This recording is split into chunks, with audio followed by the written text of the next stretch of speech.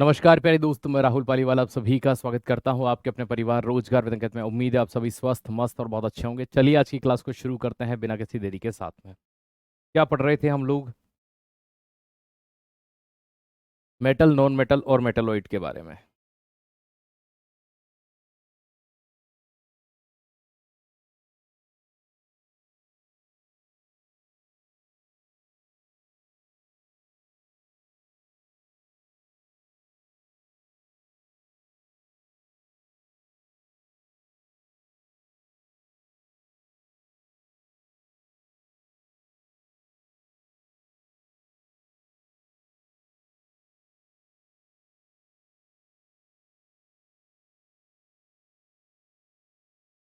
नमस्कार नमस्कार, राम राम, कैसे हैं आप सब?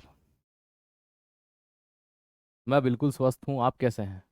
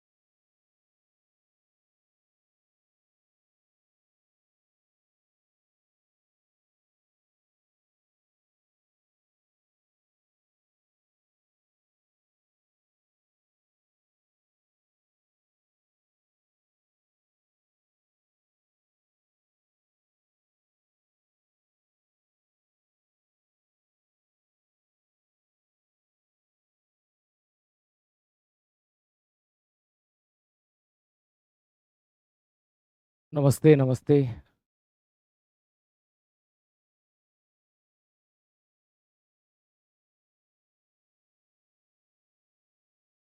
Okay okay Puneet, okay. या ऑब्वियसली।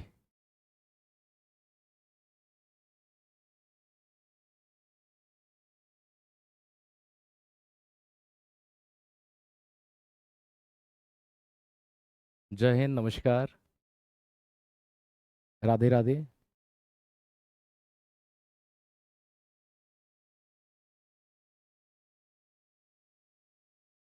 हो जाता है कभी कभी, कोई दिक्कत नहीं है उसमें।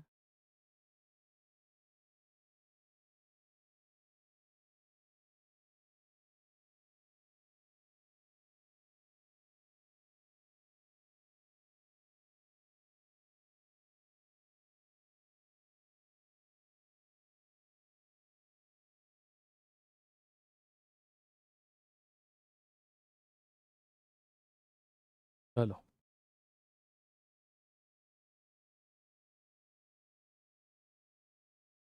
Metal, non metal and metalloid.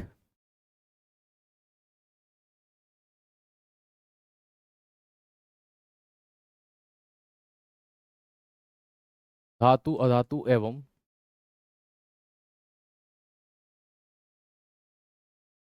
उपधातु। ठीक है, ये टॉपिक चल रहा है हमारा और इसका सेकंड पार्ट है।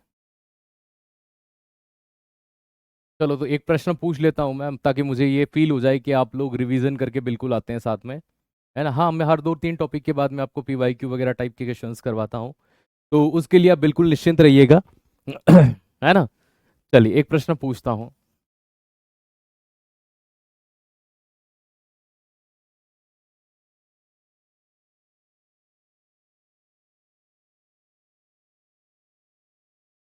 हाई मैलेबिलिटी एंड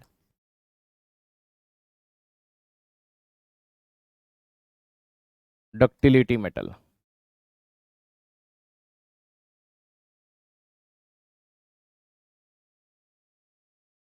सर्वाधिक आघात वर्ध्यता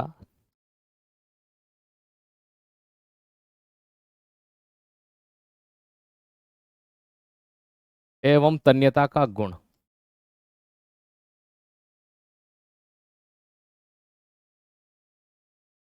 किस धातु में होता है? ए, बी, सी, डी।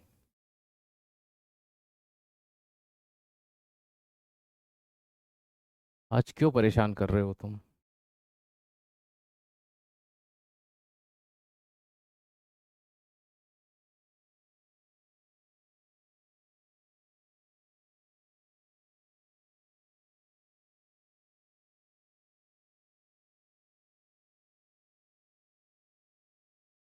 हाँ जी।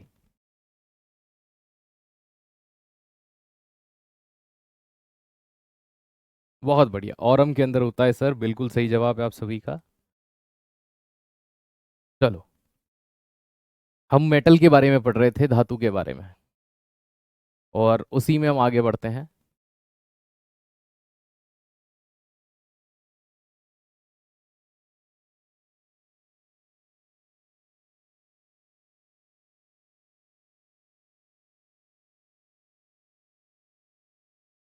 चलो दोस्त, कितने पॉइंट हो चुके थे लास्ट? जहां तक मुझे पता है 6-7 पॉइंट हो चुके थे आपके, है ना? और धातुओं की प्रॉपर्टीज हम पढ़ रहे थे। अब धातुओं में हम यहाँ से आगे बढ़ते हैं। ठीक। नमस्ते।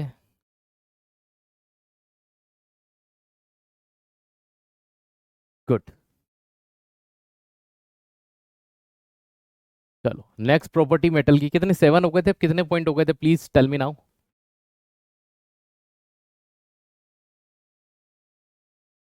7 हो चुके थे, ठीक है। एट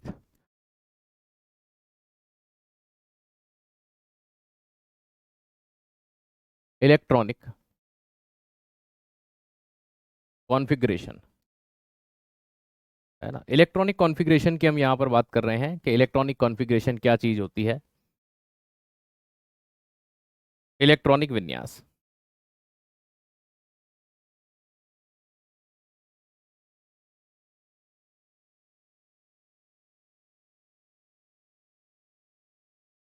इलेक्ट्रॉनिक विन्यास की बात करते हैं।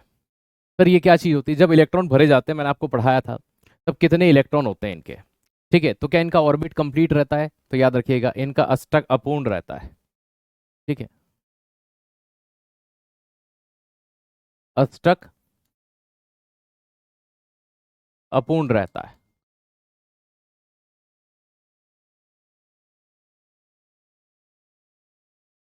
इनकम्प्लीट ऑर्बिट रहता है।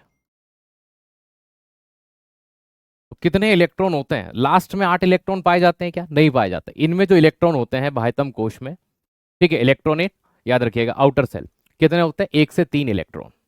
ठीक है।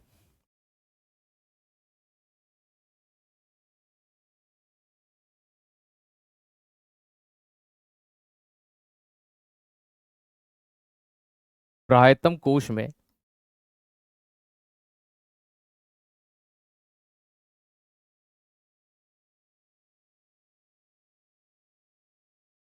इलेक्ट्रॉन,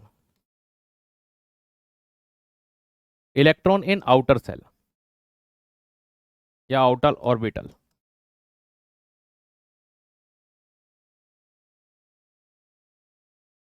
तो 1 से 3 तक, 1 2 3।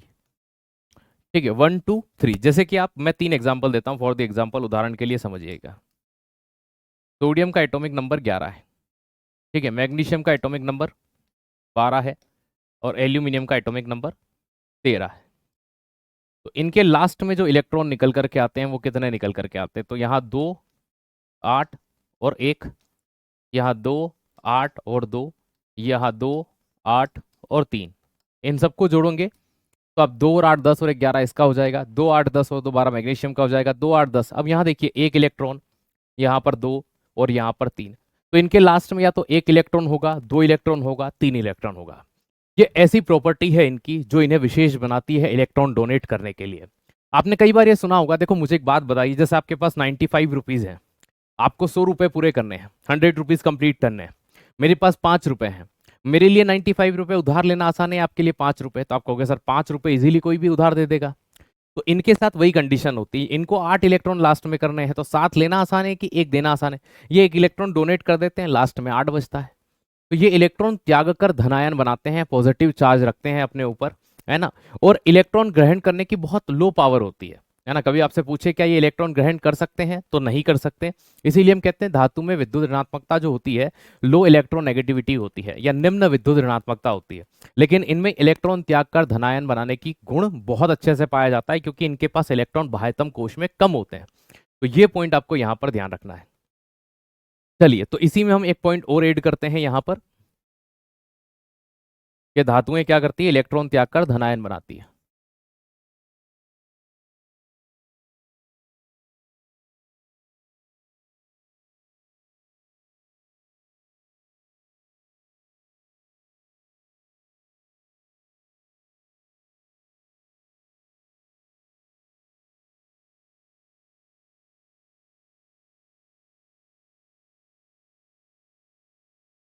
Metal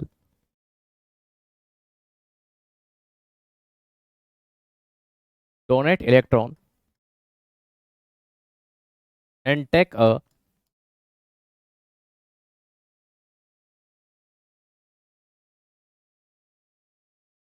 positive charge. तो धातुएं इलेक्ट्रॉन त्याग करके क्या बनाती है, धनायन बनाती है। फॉर द एग्जांपल, उदाहरण,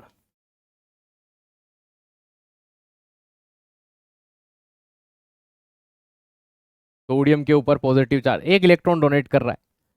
कैल्शियम के ऊपर Ca++ दो इलेक्ट्रॉन डोनेट कर रहा है। मैग्नीशियम भी दो इलेक्ट्रॉन डोनेट करता है, तो Mg++। एल्यूमिनियम के ऊपर आप 3 लगा सकते हो। तो जितने इलेक्ट्रॉन जाते हैं उतने पॉजिटिव चार्ज आ जाते हैं, उतने नेगेटिव चार्ज आ जाते हैं। अच्छा सर, ऐसा होता है? जी हाँ, इसीलिए धातुएं इलेक्ट्रॉन डोनेट करके क्या बनाती है, पॉजिटिव चार्ज। ये बहुत पूछा जाता है एग्जाम में, प्रश्न याद रखिएगा कि किन के ऊपर पॉजिटिव चार्ज होता है, तो मेटल के ऊपर। क्यों होता है, कारण हमने यहां पर समझा, क्योंकि इनके आउटर सेल में 1 से 3 इलेक्ट्रॉन होते हैं। इनको 8 पूरे करने हैं, तो 8 पूरे करने के लिए इलेक्ट्रॉन डोनेट करके पूरा कर लेते हैं, दान करके। और क्या इनके ऊपर नेगेटिव चार्ज होता है? तो नहीं होता। लेकिन फिर भी हम नहीं होता है ये वर्ड यूज नहीं कर सकते। तो हम यहाँ क्या लिखते हैं, धातु में निम्न विद्युत ऋणात्मकता होती है। क्या लिखते हैं, धातु में निम्न विद्युत ऋणात्मकता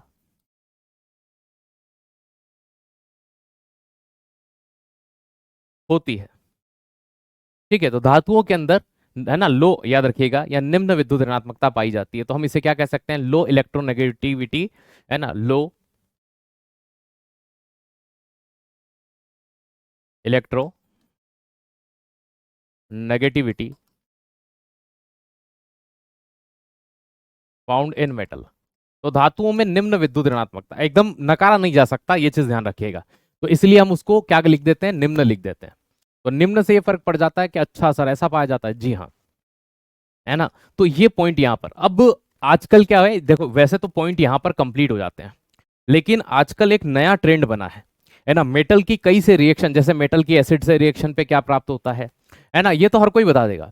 लेकिन आजकल एक नया ट्रेंड बना है, उसे कहते हैं कि भैया ऑक्सीजन के साथ रिएक्शन। जैसे कि आप, है ना, आज देखिएगा आप लोग अपने प्रीवियस ईयर के प्रश्न को, है ना, तो ये वहां पर आपको देखने को मिलेगा। तो 7 के बाद हमारा 8 पॉइंट हो गया था, अब हम 9 पॉइंट पे बढ़ेंगे। तो जैसे कि हम मेटल की क्रिया किसके साथ करा रहे हैं, 9th नंबर का पॉइंट है, रिएक्ट विथ ऑक्सीजन, ऑक्सीजन के साथ क्रिया। ठीक है,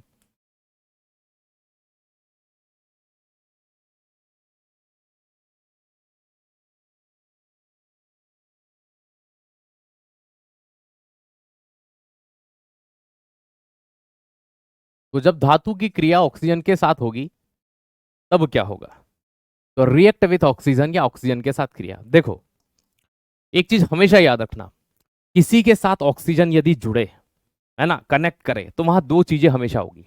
या तो आप उसे बोल दो कि वो जल गया, क्योंकि बिना ऑक्सीजन के कोई चीज जल नहीं सकती, क्या, हाँ सर।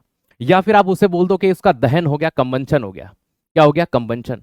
ठीक है, तो एक वर्ड यूज होता है कंबंशन, या हिंदी में कहते हैं दहन। कि सर ये क्या होता है, इसकी दो डेफिनेशंस चलती हैं, है ना। एक होती है O2 की उपस्थिति में जलना, कोई चीज ऑक्सीजन की उपस्थिति में जले,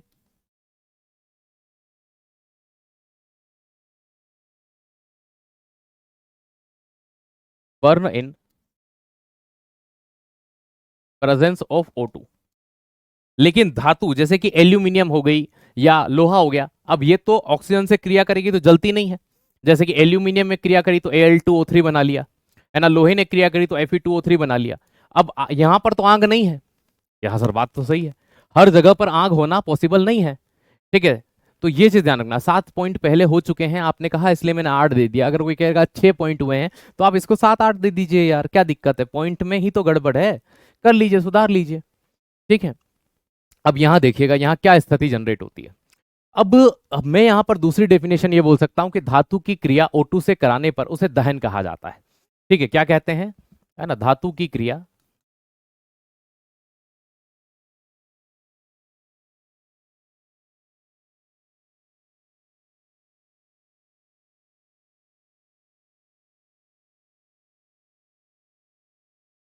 ऑक्सीजन से होना,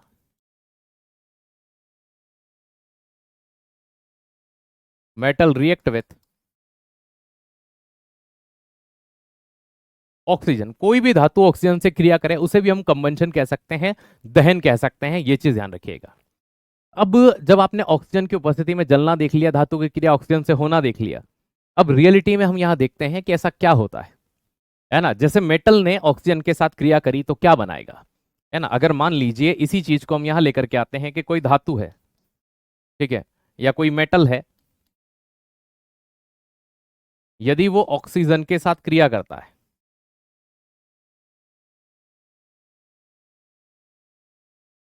तो क्या बनाएगा, कि सर मेटल के ऑक्साइड बनाएगा।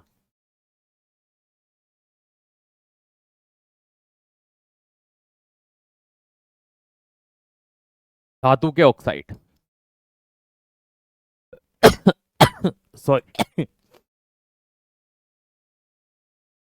क्या बनाएगा, धातु के ऑक्साइड बनाएगा। तो ऑक्सीजन के साथ धातु क्रिया करती है तो क्या बनते हैं, धातु के ऑक्साइड बनते हैं। क्या बनते हैं, धातु के ऑक्साइड बनते हैं। समझना क्या कहना चाह रहा हूं। अब धातु के ऑक्साइड बनते हैं, ये चीज तो हमें समझ में आ गई। अब मेटल ऑक्साइड,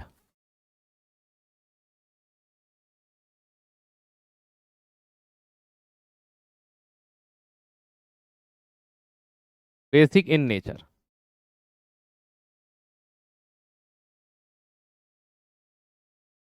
धातु के ऑक्साइड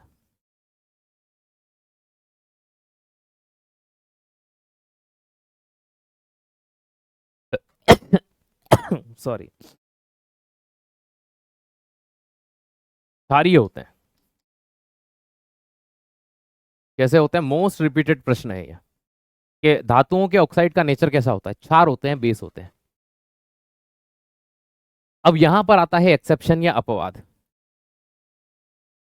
यहां पर क्या आता है, एक्सेप्शन या अपवाद आता है।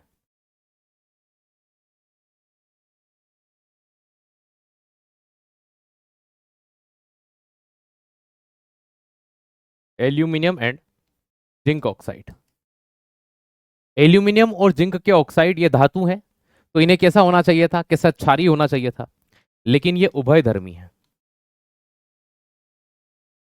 ये मैंने एसिड बेस में भी पढ़ाया आपको, एम्फोटेरिक। उभयधर्मी किन्हें कहा जाता है, जिनमें अम्ल एवं क्षार दोनों के गुण होते हैं।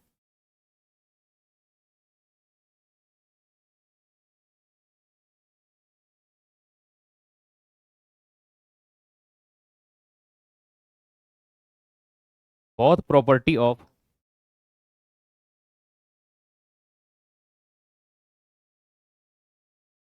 Acid and base.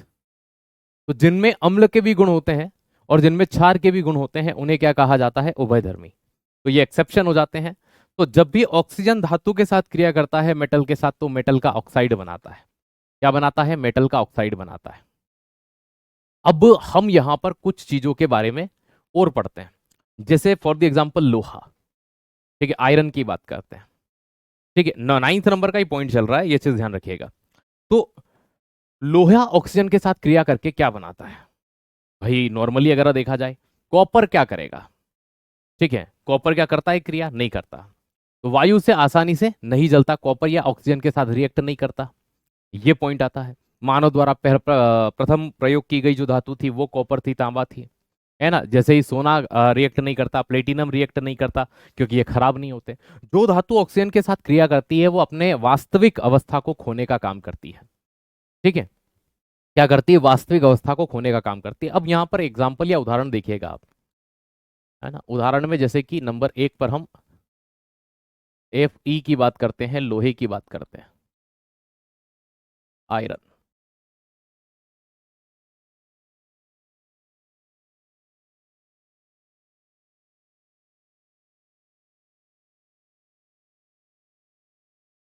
वर्तमान में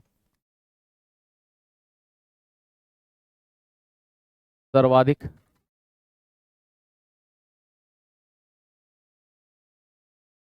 प्रयोग होने वाली धातु।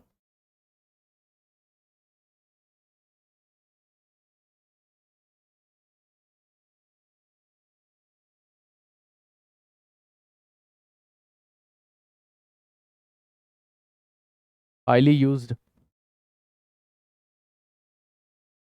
Metal in presence time.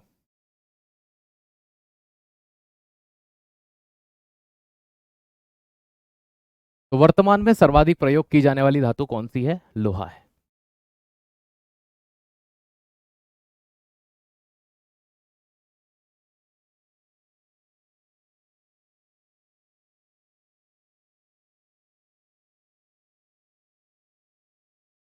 लोहे की बात करते हैं। लोहे में एक प्रोसेस होती है जिसे कहते हैं रस्ट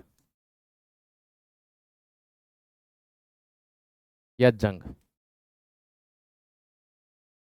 जंग लगने के लिए लोहे में 3 चीज चाहिए। एक तो लोहा खुद, आयरन खुद, दूसरे नंबर पर O2 मतलब ऑक्सीजन, और तीसरे नंबर पर नमी, है ना, वाटर वेपर। इन 3 चीज के कारण लोहे में जंग लगती है। लोहा ऑक्सीजन से क्रिया करेगा, ठीक है, ओके। 7 पॉइंट पूरा कंप्लीट नहीं हुआ था।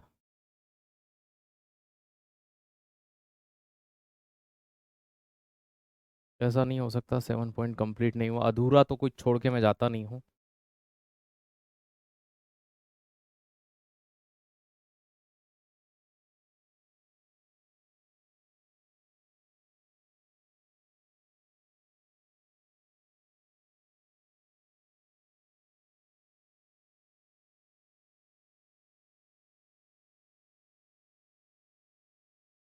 हो तो गया था भैया, धातुओं को टकराने पर आवाज आती है।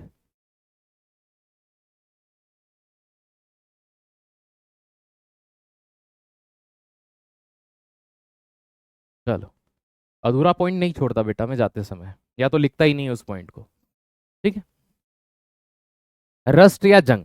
तो देखो, लोहा जब ऑक्सीजन के साथ क्रिया करता है तो मोस्ट प्रोबेबल पानी के साथ भी क्रिया करेगा, तो जंग लगती है, उसमें रस्ट होता है। ठीक है, ये चीज ध्यान रखिएगा। तो जंग का कारण क्या होता है, यही चीज होती है। अब जंग जब लगता है लोहे के अंदर तो क्या क्या चीज होती है, उसका वेट इंक्रीज होगा, वजन बढ़ेगा, क्योंकि ये कोई भी चीज जुड़ती है तो वजन बढ़ेगा ही सही। ठीक है, दूसरी चीज, जो उसकी एज होती है, एज डिक्रीज होती है।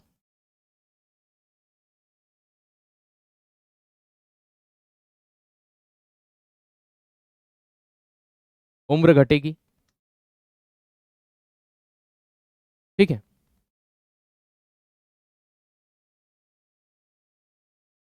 ओके।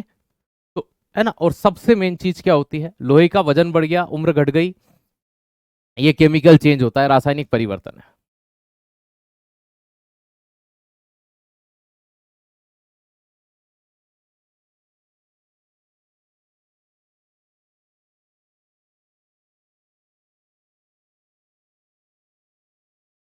रासायनिक परिवर्तन। ये सर एक बार करके दिखा दो ऑक्सीजन के साथ क्रिया, तो हमें पता चल जाए कि कैसे करता है। बिल्कुल, जो लोहा होता है, आयरन होता है, ये ऑक्सीजन के साथ क्रिया करता है, तो वायुमंडल में पानी जरूर होता है, H2O जरूर होता है ना। कितनी मॉलिक्यूल लेगा राम जाने।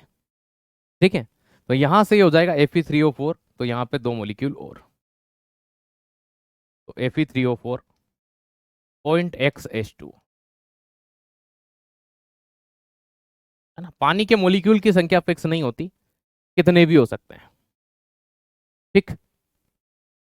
Fe3O4 0.xH2 ये चीज बनाता है जब ये रिएक्शन करता है ऑक्सीजन के साथ, और साथ में किसके साथ, पानी के साथ, है ना। थोड़ा सा डीप लेके जा रहा हूं।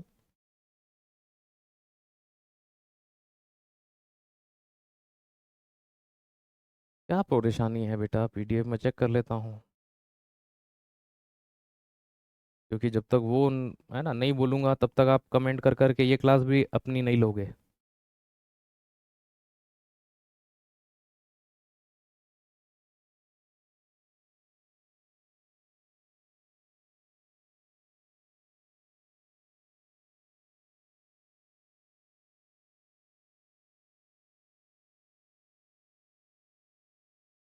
डली तो है बेटा, हैंड रिटन दोनों डली है।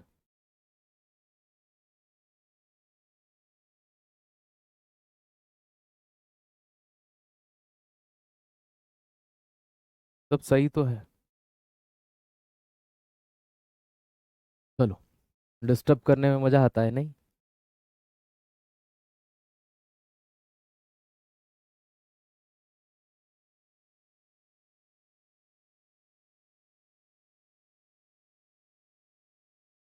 सीयू, तांबा, क्यूप्रम। इसका लेटिन नाम क्या है, सीयू का क्यूप्रम, और हम इसे क्या बोलते हैं, कॉपर।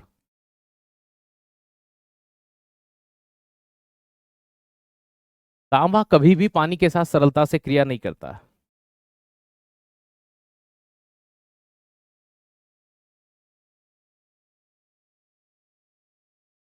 नॉट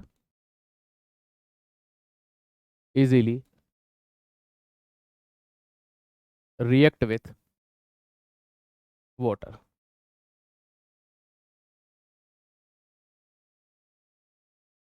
तांबा जल के साथ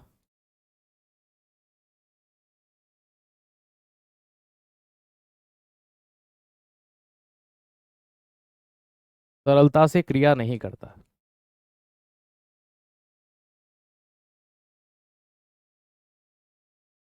है ना। तांबे के बारे में दो पॉइंट आप जरूर याद रखिएगा।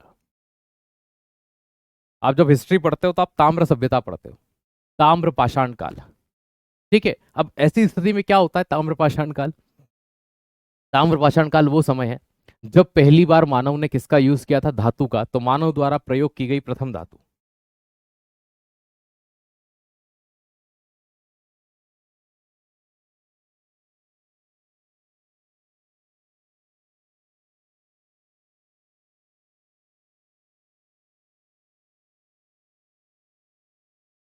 First metal, by human use.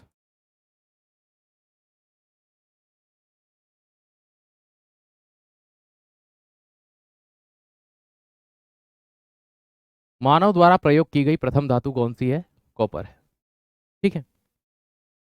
अब आपने कभी अपने घरों पर बड़े बुजुर्गों से सुना होगा कि तांबे के गिलास में या तांबे के लोटे में पानी भरकर रख देना चाहिए, ठीक है, और सुबह पीना चाहिए। ऐसा क्या होता है तांबे के अंदर, तो एंटीऑक्सीडेंट प्रॉपर्टी होती है। एकमात्र ऐसा मेटल है, याद रखिएगा, है ना, एंटीऑक्सीडेंट प्रॉपर्टी रखता है। एंटीऑक्सीडेंट प्रॉपर्टी जिसमें पाई जाती है वो रोग प्रतिरोधक, है ना, गुणों को रखता है। ये चीज ध्यान रखिएगा, हिंदी में रोग प्रतिरोधक गुणों को रखता है। इससे क्या होता है, जब हम तांबे के बर्तन में रात में पानी भर करके सुबह पीते हैं तो एंटीऑक्सीडेंट प्रॉपर्टी कुछ हमारे शरीर में जाती है। तो छोटे मोटे जो रोग हो रहे होते हैं उनसे वो लड़ने का काम करता है। तो क्या होती है, एंटीऑक्सीडेंट प्रॉपर्टी होती है, ठीक है। तो ये कॉपर के बारे में हमने पढ़ा यहाँ पर। अब दो मेटल ऐसे हैं जो कभी ऑक्सीजन के साथ क्रिया ही नहीं करते, तो gold and platinum not react with oxygen, ये चीज ध्यान रखिएगा। हालांकि ये इजीली नहीं करता, सरलता से कर लेता है लेकिन इजीली नहीं करता। Gold and platinum not react with oxygen, सोना मतलब Au एवं प्लेटिनम।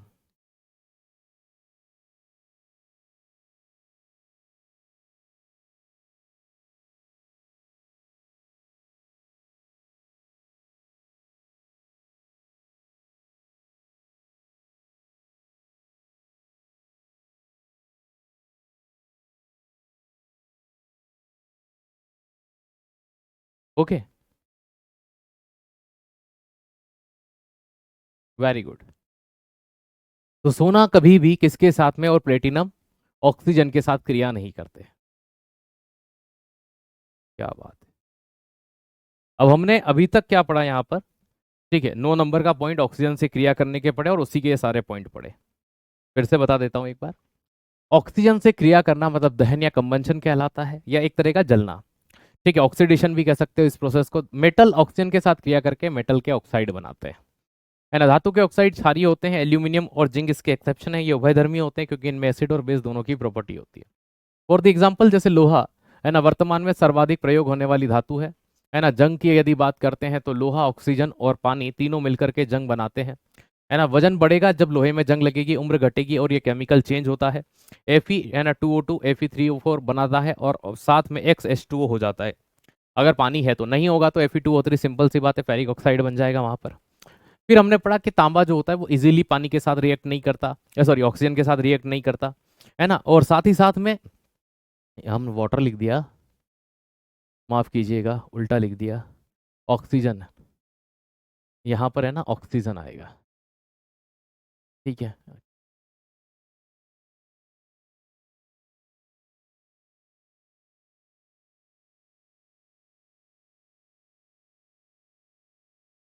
है ना।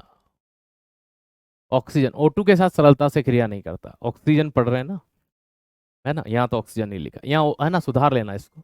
O2 आएगा, ऑक्सीजन आएगा,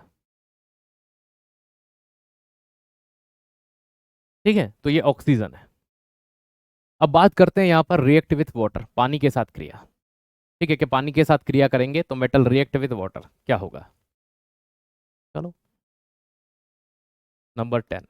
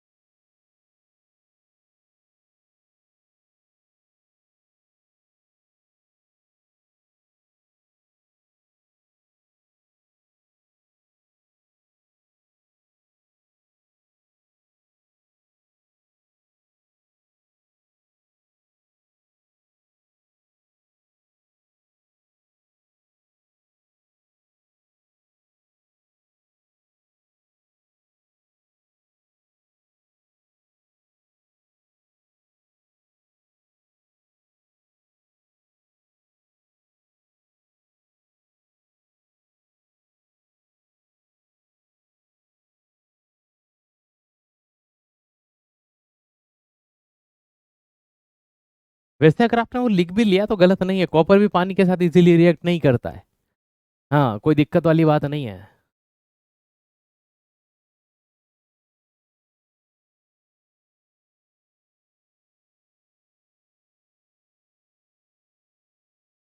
चलो,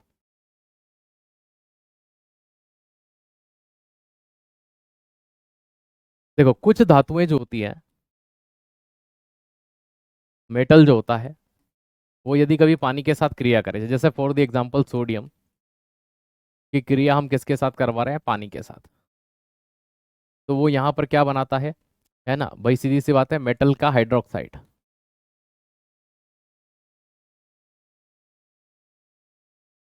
और एक गैस यहाँ से निकलती है जिसे कहते हैं हाइड्रोजन गैस, है ना। तो यहाँ पर बन जाएगा NaOH, और साथ में यहाँ से कौन सी गैस निकलेगी, हाइड्रोजन गैस। कौन सी गैस, हाइड्रोजन गैस।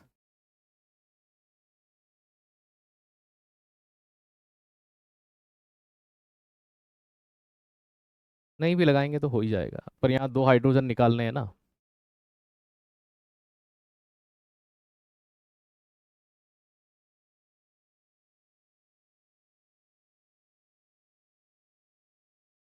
ठीक है, अब सही है। 2 और 2 4, है ना।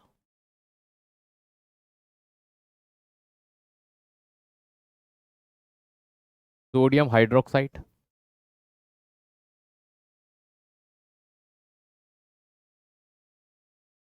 और हाइड्रोजन गैस। तो जब कभी कोई धातु किसके साथ क्रिया करती है? पानी के साथ क्रिया करती है ना। जब भी कोई धातु किसके साथ क्रिया करती है ना, जब भी कोई धातु किसके साथ क्रिया करती है? पानी के साथ क्रिया करती है, तो धातु के हाइड्रोक्साइड बनते हैं।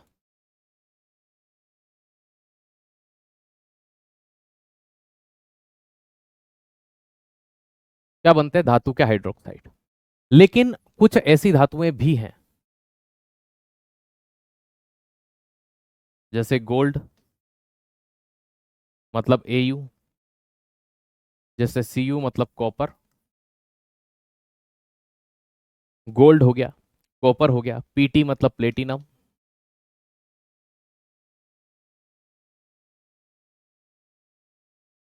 प्लेटिनम के अलावा कौन हो सकता है? लेड हो सकता है, प्लम्बम बोलते हैं, चांदी हो सकता है, ठीक है। Pb मतलब लेड। Ag मतलब सिल्वर।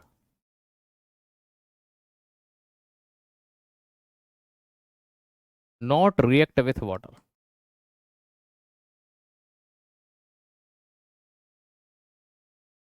ये जल से क्रिया नहीं करते।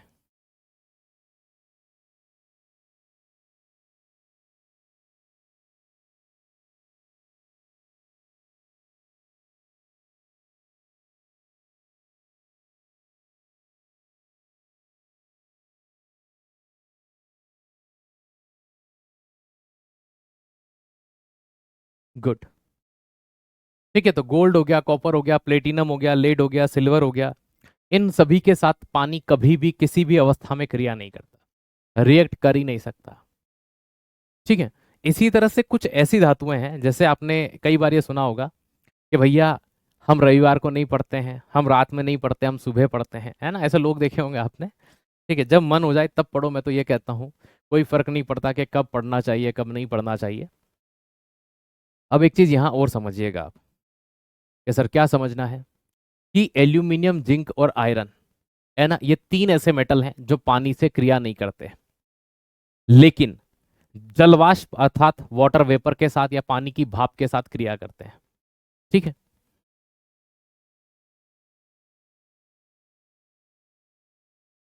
एल मतलब एल्यूमिनियम।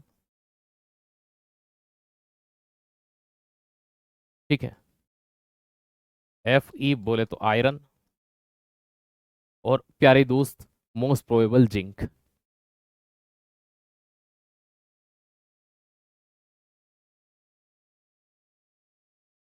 ये जस्ता।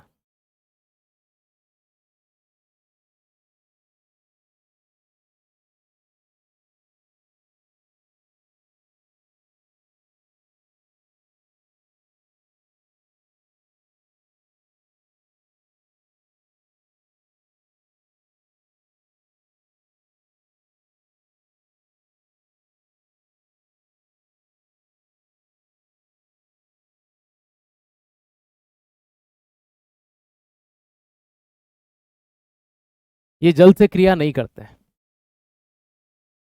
ठीक है। तो एल्यूमिनियम, ये किसी भी अवस्था में पानी से क्रिया नहीं करेंगे। अब आप कहोगे सर ऊपर ही लिख देते हैं इनको, दिक्कत है। एल्यूमिनियम हो गया, आयरन हो गया, जिंक हो गया। आपने Al2O3 देखा हुआ है। अगर एल्यूमिनियम, तो ये ऑक्सीजन जो आती है ना, इससे क्रिया करता है, और कभी कभी आपने बॉक्साइट के फॉर्मूले में 2H2O भी देखा हुआ है।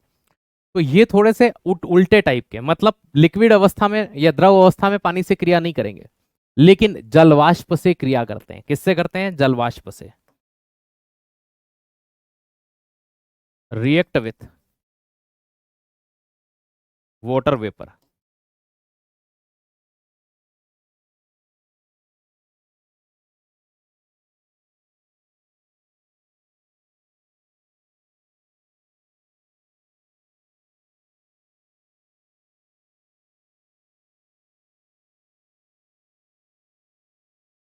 सोनोरस प्रॉपर्टी के पास नहीं है बेटा, नहीं है, होते तो लिखवा देता, है ना।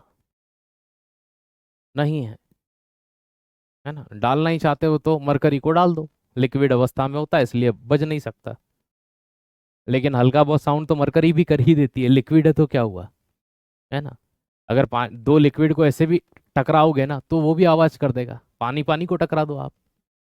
तो एल्यूमिनियम, लोहा और जिंक, ये पानी से क्रिया नहीं करते लेकिन जलवाष्प से करते हैं। यह प्रश्न बहुत बार एग्जाम में आता है, निम्न में से कौन जल से क्रिया नहीं करता किंतु जलवाष्प से करता है। तो ऑप्शन में इन तीनों में से कोई एक होगा, या हो सकता है ये तीन ऑप्शन में दे दे और ये पूछे बताइए निम्न में से कौन जल के साथ क्रिया करता है। तो फिर इन तीनों के अलावा जो भी ऑप्शन में होगा वो सही हो जाएगा, इनको छोड़कर। ये किसी भी कंडीशन में, ये जो आपको दिख रहे हैं ना यहाँ पर, ये किसी भी कंडीशन में पानी के साथ क्रिया नहीं करेंगे, चाहे वो द्रव अवस्था में हो चाहे वो गैस अवस्था में हो। अब एक बच्चा मैग्नीशियम लिख रहा है, बताता हूँ, उसका भी बताता हूँ, मत घबराओ, उसका भी बताता हूँ। मैग्नीशियम के साथ एक थोड़ा सा ट्विस्ट है, वो ठंडे पानी के साथ क्रिया नहीं करता, कि सर पानी थोड़ा सा गर्म होगा तो कर लेगा। ठीक है, तो ये चीज ध्यान रखना, मैग्नीशियम बहुत पूछा जाता है।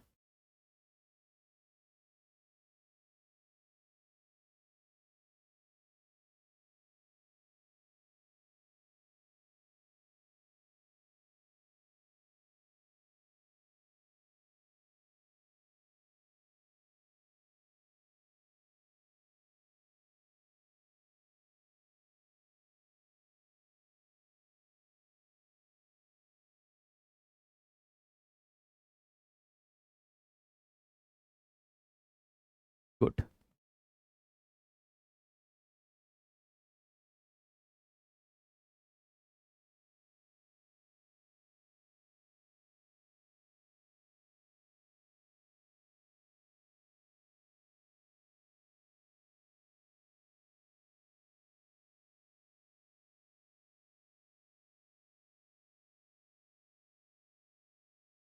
मैग्नीशियम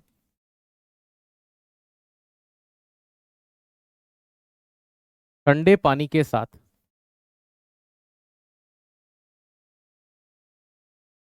क्रिया नहीं करता।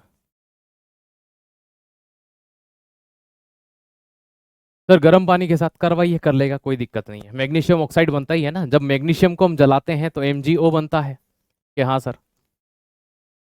ठीक है, और इस MgO की क्रिया जब पानी के साथ कराते हैं तो MgO एस्ट्राइज बनता है कि नहीं बनता है, कि हाँ सर बनता है। तो बस वो पानी ठंडा नहीं होना चाहिए, बस ये है। कैसा नहीं होना चाहिए, सामान्य या ठंडे पानी के साथ क्रिया नहीं करता, हल्का सा पानी थोड़ा गर्म होगा तो ज्यादा बेटर रहेगा। ठीक है, चलिए, वेरी गुड।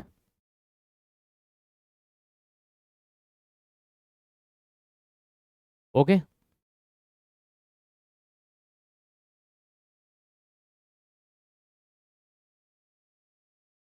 ठीक है ना। तो धातुएं जब पानी के साथ क्रिया करती हैं तब क्या होता है, तो धातुएं पानी के साथ क्रिया करती हैं तो धातु के हाइड्रोक्साइड बनते हैं, और साथ में क्या उत्पन्न होता है, हाइड्रोजन गैस निकलती है। लेकिन जैसे गोल्ड हो गया, कॉपर हो गया, प्लेटिनम हो गया, लेड हो गया, सिल्वर हो गया, ये पानी से क्रिया नहीं करते, जलवाष्प से भी इजीली क्रिया नहीं करते, है ना। लेकिन, है ना, एल्यूमिनियम, आयरन और जिंक, ये ऐसी धातुएं हैं जो लिक्विड अवस्था, द्रव अवस्था में जब पानी होता है उससे क्रिया नहीं करते, है ना, ये चीज ध्यान रखिएगा।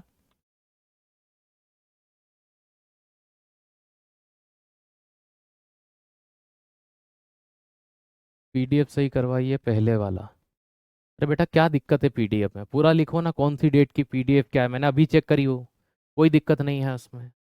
आप कह रहे हो दिक्कत है, मुझे दिक्कत है तो दिक्कत तो दिखाइए कि कहाँ दिक्कत है, मुझे दिखनी तो चाहिए।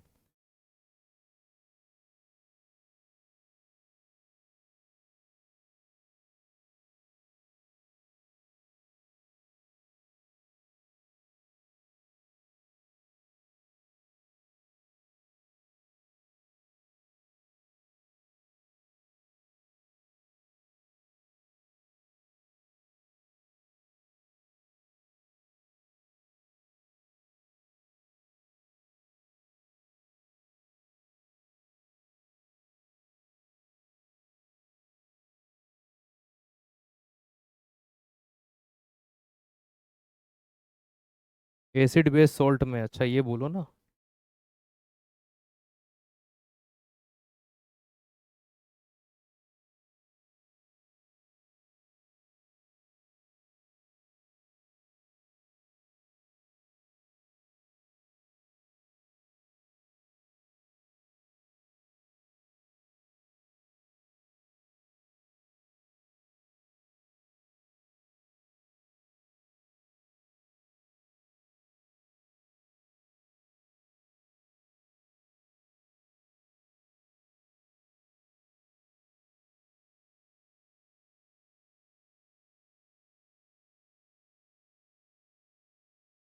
ठीक है बेटा, है ना। ओके ओके, हो जाएगा, मैंने बोल दिया फोन लगा के, ठीक है, बोल दिया। ठीक है, आज की क्लास यहीं पर विराम करते हैं, क्योंकि अगला पॉइंट पूरा हो नहीं पाएगा। अभी मेटल में एक दो पॉइंट और बाकी है। जैसे मेटल एसिड के साथ रिएक्ट करेगा तो कौन सी गैस जनरेट करेगा, क्या होगा, ठीक है, वो एसिड बेस की है। आप है ना, जब भी किसी भी चीज़ में प्रॉब्लम हो तो उसको पूरा लिखा करिए, क्योंकि जब आप बोलते हो ना पीडीएफ में, तो हम जस्ट पहले वाली क्लास को खोल के देखते हैं, है ना। जब फिर बच्चे ने कहा पीडीएफ में प्रॉब्लम है, ठीक है, तो ये चीज़ है ना, ये चीज ध्यान रखिएगा। तो ऐसी स्थिति में हमने यहाँ देखा कि एल्यूमिनियम, है ना, लोहा और जिंक, ये पानी से क्रिया नहीं करते, लेकिन पानी की भाप के साथ क्रिया कर सकते हैं या वायु में उपस्थित नमी से क्रिया कर सकते हैं। तो ये चीज ध्यान रखो। मैग्नीशियम नॉर्मल वाटर के साथ क्रिया नहीं करता, गर्म पानी के साथ या फिर थोड़ा बहुत पानी जो रूम टेम्परेचर से ज्यादा गर्म है उसके साथ ये क्रिया कर लेगा। चलिए, तो आज के लिए इतना ही, थैंक यू सो मच। और परेशान ना हुआ करें, मैं आपके साथ ही हूँ, कोई परेशानी हो तो बिल्कुल आप बताया करें। ठीक है, थैंक यू सो मच, जय हिंद जय भारत।